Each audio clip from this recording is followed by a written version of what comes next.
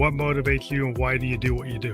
You know, what motivates me is I've been in the real estate industry for over 20 years and helping people is just something that's come natural to me. I got into the real estate business because my mother got taken advantage of on a hard money loan and they had all kinds of fees. And I swore that I wanted to create a crusade to come out and really help people to understand the real estate space. And I got into estate planning because every homeowner in America needs to have a living trust or they go to probate. And, you know, after seeing hundreds of families lose hundreds of thousands of dollars in equity to attorneys and court and fees, created the software at estate.prep to be able to help families do it with unlimited updates. So that's kind of gave us the motivation and the personal satisfaction. And along the way, we make a little bit and we make a living at it. I think it's real important what you're teaching because a lot of people probably feel like, well, I know I'm not a big billionaire, so I don't need something like that. I just put my life insurance and, you know, my beneficiaries there. That's probably as far as they plan out. Yeah, you know what? A lot of people do. And I always tell people, you know, that is probably the biggest misconception, that an estate plan is for the ultra wealthy and for the wealthy.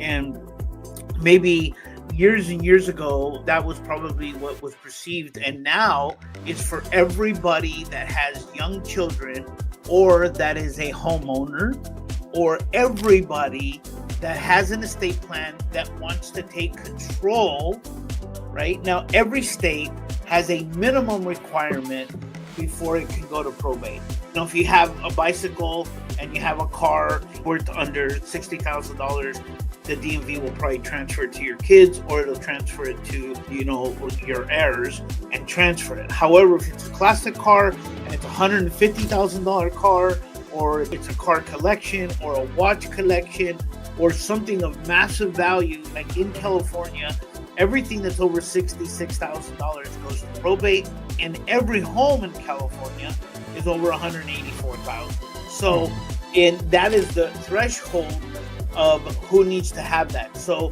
when you go back and say, who has an estate? All of us have an estate because we all have things that we can't take with us. We all have a couple of bucks, one or two, it doesn't matter, small or big, it's still yours. One. Two, we all have things, they may not have no value to other people, but to us, they have more value. Some of us have more collectibles, and some have a little bit less and a little bit more, but everybody has an estate. Another biggest misconception that most people say, I don't have an estate plan because, you know, they can do whatever they want with it. But what they don't understand, if it meets the threshold, the government decides for them. Mm-hmm. The government decides what happens to your stuff. Like what happens to your house. And then along the way, they charge you to help them decide what happens to your things, right? Yeah, because I'm a musician, right? And I'm a podcaster. Oh, okay. I have a lot of online content because now music is all like WAV files.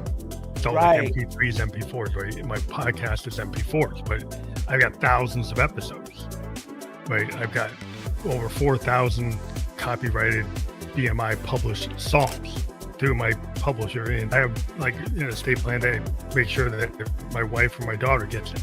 Because I get royalties from the content.